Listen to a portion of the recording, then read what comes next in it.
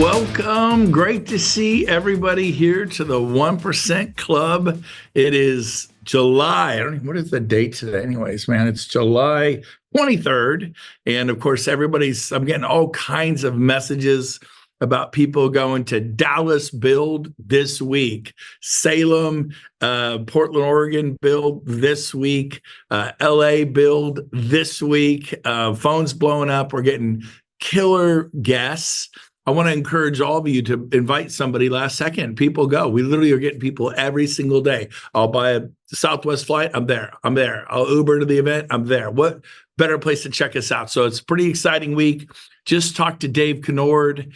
He's out in the doing the out in New Jersey. Oh my gosh, I forgot the name. It's called the Crystal Resort out there. Everyone's super pumped, and he's getting a great turnout. Dallas is crushing it.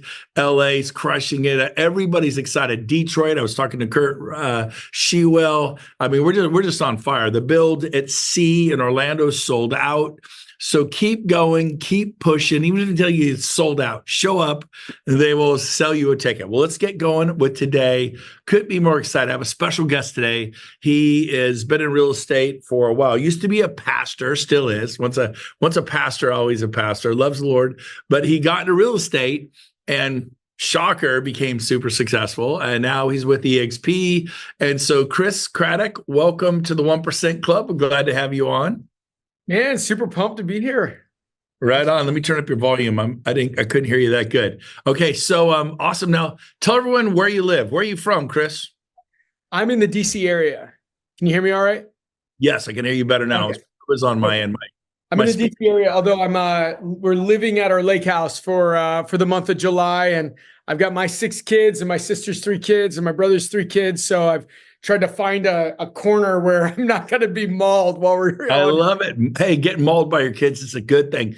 Real quick, tell people your story. I didn't prep you for this, but tell them the Chris Craddock story. Where'd you grow up? How'd you end up in being a pastor and youth ministry? And then how'd you get into real estate? What's that look like? Give us that 30,000 foot Cliff Note version.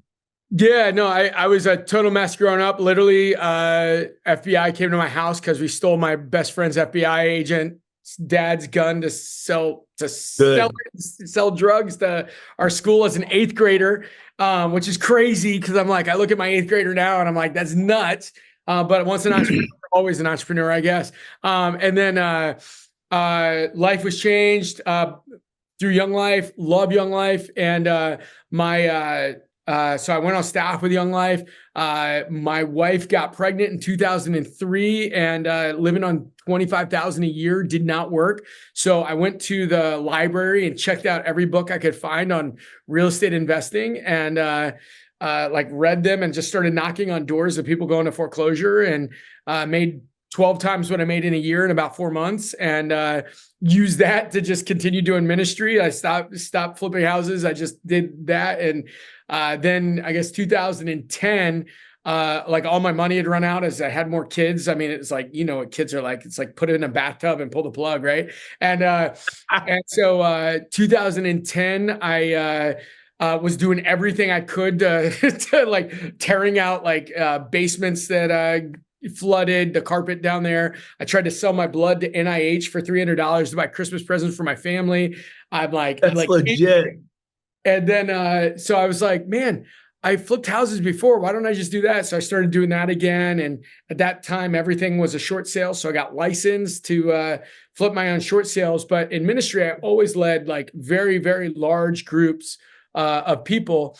And so, I read the Red Book and I just saw that there's a system, Gary Keller's book. And so I saw there was a system to build a team and make a lot of money. And so I started building a team and yeah, that was it. There we go. And that was it. And then you came to EXP from Keller Williams. How long ago? It was, I guess it's about 2.5 years now. Now, your story fascinates me because you did not come for the rev share. You did not come for the stock. That's the only reason I came, and really just for the revenue share. But you came for, I believe, the collaboration because we had succeeded and so many big ballers were at EXP. Is that about right, or do I have that wrong? Yeah, so we had expanded into a couple markets, and our expansion was really good. And I was at KW, and the problem though was the one where we had the biggest expansion team, and it was really really good. They changed team leaders at their market center, and the whole thing just blew up. Like, everybody that was capping kept getting like it just got nasty, messy, and so my whole team was like, they're just like, this is terrible. We hate this here. And then we had other team leaders, like fighting us over, people coming over that were at other market centers and to join our team. And it just became a mess. And I just saw that like EXP was just like super flat and streamlined instead of like all these like warring parties over who gets the commissions from like the market centers. And it just made sense. And also, the other thing, so I was looking at that at the same time. I had two of my agents come to me. And one of the things I always say to my agents is that like, they're my clients, all the other stuff there. And they were just saying to me, hey, Chris, at Keller Williams, you can build a big team, but we've been looking, like two of my best buds that are like my agents, they're like, we've been looking at this EXP thing, and it looks like we can build, maybe not like a team that sells like in production, but we could build like a brokerage like with you, and we can all be business partners together. And I think, you always say you want us to live a bigger life. This would probably be a better way to have us all live a bigger life. And I was like, that's when and I'll tell you the truth. Like, I had a number of people talking to me about EXP, and they were just talking a lot of trash about KW. But for me, going from like selling my blood for $300 to, I became a multimillionaire many, many, many times over because my team was really successful. I was like, I'm super loyal. Like you're speaking to the wrong person, I want to do a timeout real quick there. Yeah. Don't talk trash about Keller Williams, Remax, Real, LPT, Epic, Sotheby's. Never, ever talk trash about the competition. Always take the high road. It is unattractive. I don't know what they're doing, but here's what we're doing. I've heard they're nice people, but here's what we're doing. And we'd love you to come with us. I just want to do a little time out there because it was a turnoff for Chris as they were attacking the very company that had really helped him go from selling his blood to buy Christmas presents to becoming a multimillionaire many times over. He's got an amazing story, you guys. Okay, keep going. Keep going. You're doing good. Yeah, no. So that was it. They were going after, and so when my guys that I cared about came in and said, hey, this is good for us, like I'm a loyal guy, and all of a sudden I was like, man, my loyalty needs to be to my people, not to a brokerage. And that was when I was like, what's the best thing for my people? And that was when, the combo of the stuff going on with the expansions, and then those guys come in and saying that, I was like, all right, no brainer. Let's do it. So that was it. I love it. Okay, you guys, I have to do this. And I'm going to ask Chris about what he's doing with Agent Attraction, because he hasn't even tried, and he's done very well because he's just a loving kind of person. But I was listening to John Maxwell, and he was going over the verse, the most famous verse in the Bible. I'll just say it quick. You've all seen it, sports, John 3:16. For God so loved the world that he gave his only begotten son, who should not perish, have everlasting, but believe in him, not perish, have everlasting life. But he went back, he did the very first sentence, for God so loved the world. That means he loves the Democrats and the Republicans. He loves Trump, and he loves the new person, Harris. It's like, and so I think it's important. We need to be lovers, not haters. If you find yourself getting all worked up because, man, those doggone conservatives or those doggone libs, it's unattractive. Like, back away from the political vileness of the moment and be bigger, be about love. And I think it's one of Chris's magic secrets to success. He's a very loving guy. He's very attractive. How do you become an attractive personality?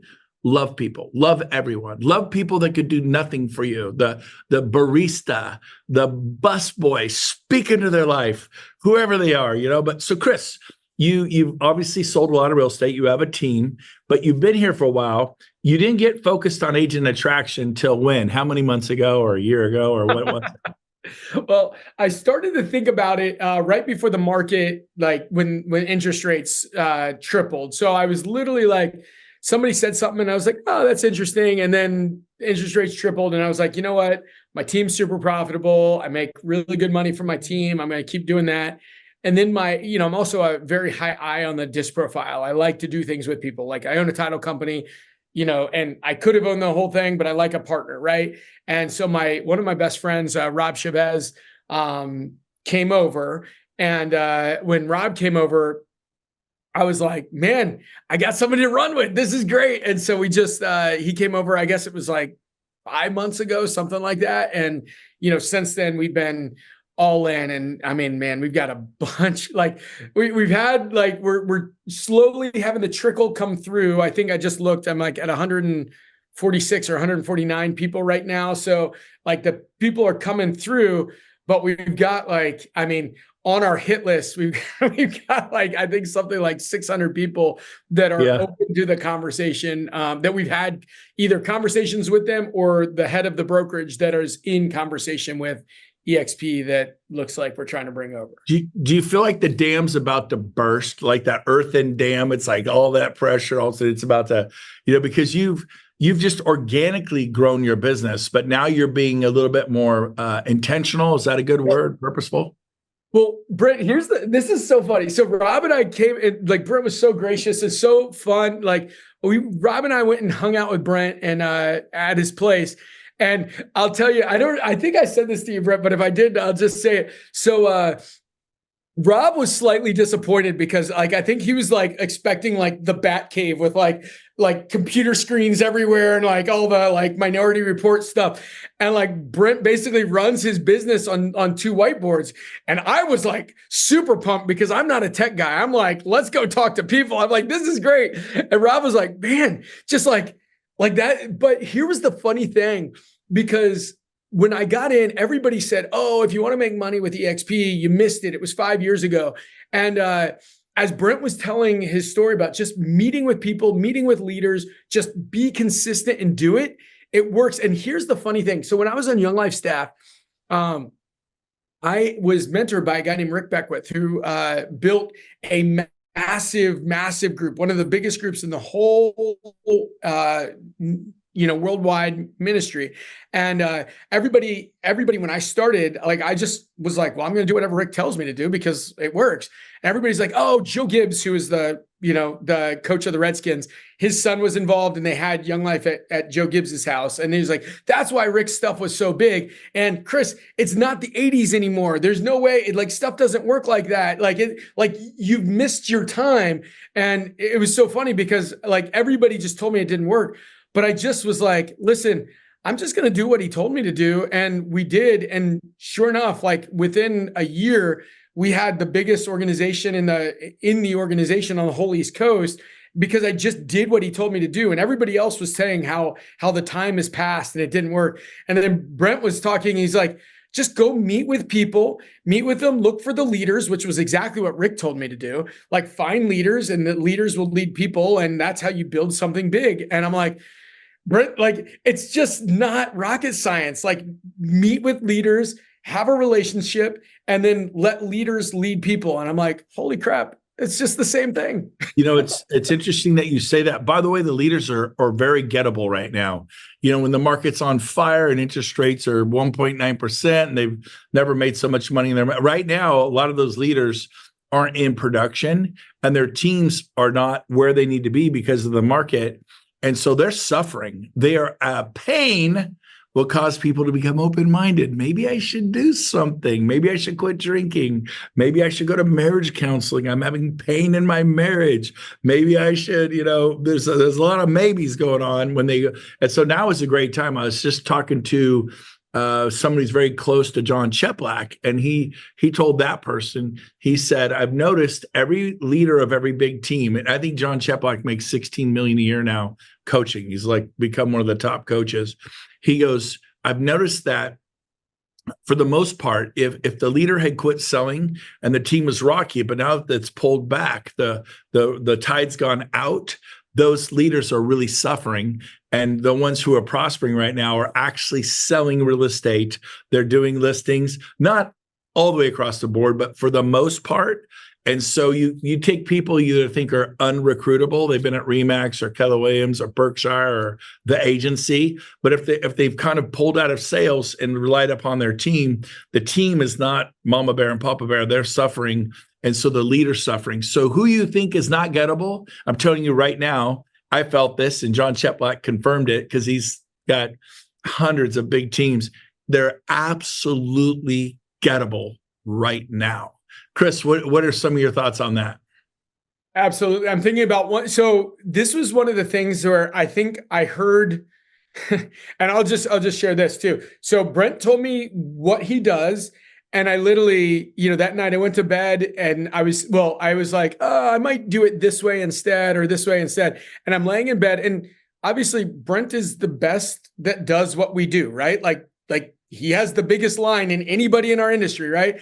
And as I was laying in bed, I'm like, Chris, why are you such an idiot? Like, the person who's the best at what he does told me what to do, and I'm trying to do it differently. Like, that's just stupid. Like that is like the total opposite of wisdom, right? That's stupid. That's foolishness, right? And so then one of the things Brent said, which I hear everybody else say, is talk to people about how being in the world with other people will help their production. Brent's like, no, go after the people that want to build a business and build the rev share. And so, the first person I talked to is this KW agent that I've known for a number of years. She has a team, and I'd been talking to her for a long time just because we've been friends or whatever. And we've been talking about how production will be better and everything else. And I just was like, you know what? I'm not going to talk production. Brent told me to talk about people like, why am I going to rethink it? Right. And so I said something to her, and she's like, Chris, she's like, I've just been hitting my head against the wall because, I make good money. I have my team, but I'm realizing that if I do this, I'm going to be in the same position I was 15 years ago in the next 15 years.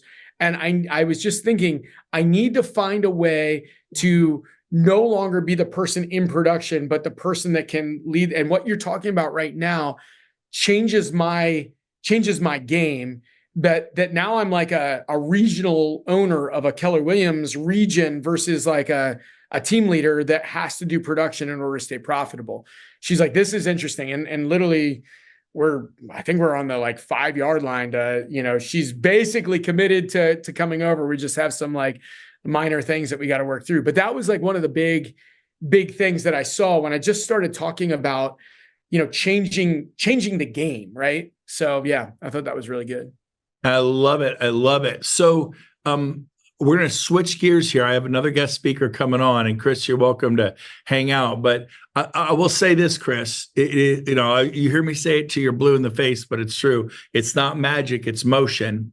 And then when I needed a breakthrough in 1996, my broker goes, man, find a way, will it to happen. Get people in your car, hand them the Thomas Guide map. We had maps, and have them, I need you to help me find the next house, and here's a cup of coffee, and read the darn map, and we'll get there without me driving and trying to read the map. And I'm like, but how do I do that? I'm new. Big sign. I'm new. How do I get them in my car? He goes, I don't know. That's your problem. You figure it out. And I did. I figured it out. I begged, borrowed, scratched. I was hungry. Your hunger's your greatest asset. And I started getting people in my car showing property. And he says, if they'll look, they'll buy. And lo and behold, my business exploded because I willed it to happen. Agent attraction is the same way. Stop sending the video. Never, ever send the, EXP, the EXP video, the one I made or whatever video you like to use. Go meet with them in person.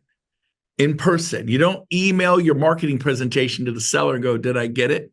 You get your butt and you drive an hour or two across town. You spend an hour or two with them. You drive back, high five yourself. You get a signed listing contract. You're all fired up. It's the same thing. It's eyeball to eyeball, belly button to belly button. You're feeling their pheromones. They're feeling your pheromones. You're excited. You're more excited than they are negative. And you think, well, you're kind of weird. Yep. And it totally works. It worked at my open houses. People go, man, you're different. You're not like all the other, well, do the sign-in sheet. Can I help you find a house? Boring, So, man, if what you're doing isn't working, up the temperature, up the tempo, and up the contacts. This is a contact sport. Meet with somebody every day for coffee. Meet with somebody every day for coffee. Buy them lunch. Take them to Fleming's if they're a big high-end prospect. Take them to Mastro's Steak and take them to Prime. Take them to Eddie V's. On the good ones, spend some money on them, man. And I remember, I'll say this, and then we're going to bring our guest speaker up. I had a woman call me. She was from Countrywide Home Loans. Yes, when they were still a company back in the 90s. And she said, hey, can I buy you lunch? Nobody offered to buy me lunch. I'm like, sure. She bought me lunch. And then she talked to me about loans. She did the next 200 loans for me. How valuable was the lunch? Can you buy someone a steak dinner at Ruth Chris or Eddie V's? Because they're like, man, Andrew Avalos is spending money on me. Coach Bill Rep is taking me to a steakhouse, and ask him, where's your favorite steakhouse? They go, Cattleman's. I'm like, cool, let's go to Cattleman's. Don't take them to Ruth Chris. They're uncomfortable in that kind of environment. They're comfortable at Cattleman's. Go to Cattleman's. Don't take them where you think, where's your favorite restaurant? It's a sushi place. It's called Makuni. Good. I want to take you to Makuni. I want to have a serious talk about your future.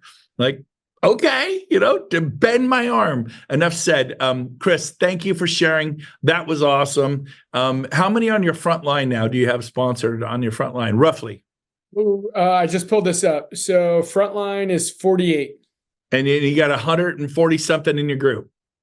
Yep, 146. Yeah. I can promise you, if you stay the course, you'll add a zero and you'll have 1,400. I can absolutely promise you. I can promise you rev share will go to 1 million. You're going to lose control of it in a positive way. Okay, awesome job, Chris Craddock from DC, from the East Coast. Now I'm bringing on from the West Coast, the one and only, the amazing, one of my favorite human beings on the planet, Casey Council Jiha. I got to get that right. Casey, welcome to the big show. Good to have you on. Hey, Brent, thanks for having me on. Awesome. So Casey's my second guest speaker on the second half. She was meeting with some high-end planners, but she's off, and she goes, I can join you for the last half. I'm like, thank you. So Casey, real quick, what is some of your, before I get into agent attraction, what is some of your philosophy on what it takes to become successful? Because you have succeeded in business after business. You've kind of had that. What is your philosophy just about success? Like, what does it take? Yeah, it's two questions. What are you telling yourself and what are you telling other people? Because the answer to those two questions, what are you telling yourself and what are you telling other people, is going to be, your results cannot be anything other than what that is. And so for me, one of the things that's been a pinnacle of my success, and just a foundational piece rather, is if I'm not clear on my vision and I'm not able to communicate it, nobody else is able to see themselves in my vision. And therefore there is nothing outside of me ever. And so those two questions, what am I telling myself and what am I telling other people, have been how I've built everything, and being really intentional about what the answers to those questions are. That is awesome. I want to hit that real quick. What is your vision? I met with a mega superstar commercial guy in San Francisco, San Jose yesterday. Clark Broom gave him our new commercial video I just made with Paul Frank last week. The old one was like 3 years old, totally outdated and incorrect information. So Paul and I got together last week and made a new one. Clark Broom, who's on here listening, he sent it to a guy. Let's not say the company or the guy's name, but he is like a game changer. And on that, he watched the video, and then Clark was smart, also sent him the Mark Del Preti video. And he's, on, comparing all the companies, and the guy got so excited. And what I told him is, I've been praying for somebody for the San Francisco, San Jose Bay Area, the right person. I go, and we got hundreds of people there, but I think you're the right person. And we want to put money, time. So that's what Casey's talking about here, putting a vision, like, what is it you want to do? And you being more excited than they are negative. Your positive is more positive than their negative. You drag them, they're going to drag you to their side of the fence, negative, freaked out, scared, what's the future hold? Or you drag them to your side of the fence, man. It's blue sky, Follow me, man. Yeah, there'll be some storms, but I know where I'm going. Let's go together. You want to go fast? Go alone. You want to go far? Let's go together. So, Casey, back to you. Some more thoughts on success. So, I love that. What are you saying to yourself? And what are you telling other people about your vision that makes room for them? I think a lot of people beat themselves up internally. I don't see. Oh, there you are, Casey. You spun on my screen. I thought I lost you. What do you think people tell themselves? Like, seriously, oh yeah, what you tell yourself? What do you think? You've been around a lot of people. What do you think people are telling themselves for the majority of the time? The average. I think the majority of people are questioning themselves versus telling themselves the thing that's going to create the outcome they want to create. And the truth is, how you create outcomes that you want to create is you have to speak the future into existence long before it exists. And so it requires redirecting the conversation and choosing the conversation with myself that is going to support the outcome that I want to create. And if there's another conversation that comes in, that conversation gets to come in and go out just as fast as it came in, because it's going to take me away from creating the outcome that I'm looking to create. I love it. What do you do when you meet toxic, negative people, agents or brokers? When you meet them, do you try to convert them? Do you try to or what do you do? How do you handle that kind of a person? I bless and release as fast as possible and then go take a shower. I knew it. You guys, you are not going to, it's going to take a lot of time. She's right. You can't afford the juju, the negative juju, Yeah, I mean, there was a woman that ended up, she was an EXP orphan, and I know we don't call them that, but whatever. She was going through the interview process with us, and she was so toxic. I said, you know what? Here's the deal. I know what you want to create, and you don't have any skills right now to do it. And it's going to be the hardest thing that you ever do. And you're going to suck at it for a really long time until you don't suck at it. And then once you stop sucking at it, you're going to be marginally okay. And if you stick with it, you're going to build skills over time. And what's going to be determined if that lasts for months or if it lasts for years before that shifts for you is how much action are you willing to take and the amount of time that we're looking at. And she was just like, her eyes got big as saucer. She's like, yeah, I don't know if this is what I really want to do. And I was like, okay, well, now you know the truth. So that was my exit out of the conversation, because that is in fact true. Right. And it's, when we look at what's possible and what you can create, most people have never really experienced that kind of ownership of their life and their time and not had a conversation in their mind about month and money. And so the idea of having month and money conversations go away and not be a part of an internal dialogue anymore of like, of course, who wouldn't want that? However, there's a price to pay to get that. And the price is going to be the skills that are going to be required for you to become great at your craft, just like anything else. And there are people who will jump in the deep end of the pool and take a lot of action in a short period of time and crush that learning curve. However, most people want to see how it goes. And so they'll attempt to like pace themselves and not, because they don't want to, fall on their face. But I have a philosophy: the faster you fall on your face and the more often you fall on your face, your muscles about how quick you get up are strengthened. And like, look at any sport, look at any professional athlete, anybody that succeeds at a high level is all about their recovery time and how you shorten the refractory period of recovery time. And so when you become that, but to have recovery time, you got to fall on your face. And so if you can shorten that refractory period and you shorten it over and over and over and over and over again, pretty soon, it's like, oh, did I just fall? No, I just got better. Oh yeah, I guess I fell because there was a refractory period, but it was so much shorter than it was the last time. And, I haven't lost my own personal momentum or pace because of it. Whereas some people, will just let the conversation become about themselves and then go into self-preservation. And I'm feeling sorry for myself. And this is a lot harder than I thought it was going to be. Yeah. You got to get a hold of your internal. You got to build the internal before you can build the external. And I think a lot of people are like, I'm going to miss.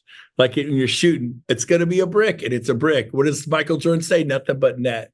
What's Tiger Woods say? It's going to go left. It's going to curve back right. Then a little subtle left, and bam, it's going to go in the back of the cup. That's way better than it's going to brick. And I think so often on listing appointments, on working with buyers, they'll probably look at property with me for a year and up buying new construction. I won't even earn any money. What do we say? No, you can't think like that, right? And on listings, you got to go, I'm going to show property. They're going to get excited. We're going to go back to the office, write an offer. I'm going to have it in escrow by tonight. You got to get control of the outcome. You got to play the game before you play the game.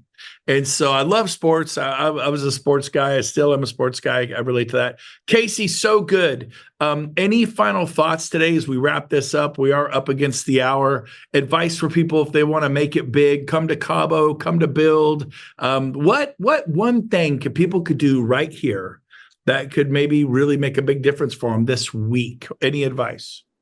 Yeah, I think there's a lot of people out there that haven't made a decision, and the word decide means death to all other options. And so when you make a decision and you put a stake in the ground of like, this is what's happening, and I'm willing to go through whatever it's going to take for that to happen, and then you surrender to whatever that process is going to be, and you get up every day and you do it, those are the people that succeed, and they succeed at really high levels because they stay out of their own way. But most people are afraid to actually make a decision and have it be death to all other options. It's like, well, I've got this chicken exit back here, this back door over here. If this doesn't happen, I can always do that. And that kind of a mindset is never going to create like a winning success strategy, because you're never all the way in if you haven't made a decision. So I think the number one thing that people can do is make a decision. And maybe that decision is, hey, where I want to go next, this current version of me is not going to get there. So the deciding is it's a death to the version of Casey that exists today. And what's the 3.0 version? Because I got to today in 2.0. And maybe that's your decision. Or maybe your decision is, you know what? I'm going to go in on all in on my real estate business. I would be willing to do whatever it takes. There's a kid that, oh my God, he's 24 years old. He's been in the business 8 months. I just had a recruiting call with him, and he's done 22 deals and he's got 6 in escrow. And I said, what are you doing to get all that business? And he goes, oh, I don't let myself speak to less than 100 people per week, and I feel like I'm failing. I'm like, well, 8 months, 22 deals closed, 6 in escrow. I'm like, but that's how he thinks, because he made a decision and he's in, right? And so you know when someone's made a decision. Is he in Palm Springs? No, he's not. Oh, we have some 20-year-old in Palm Springs who just signed up like 80 people. He's 20. He's going absolutely freaking berserk. You can make excuses or you can make dust. Let's go make some dust. Come on, you guys. So make those internal decisions. Get around positive, crazy people that are going somewhere full of love. Speak highly of everybody. And do your thing and create momentum. So this has been a really great 1% Club. Chris Craddock, I saw that you stayed on. Thanks for hanging out. And Casey, amazing job.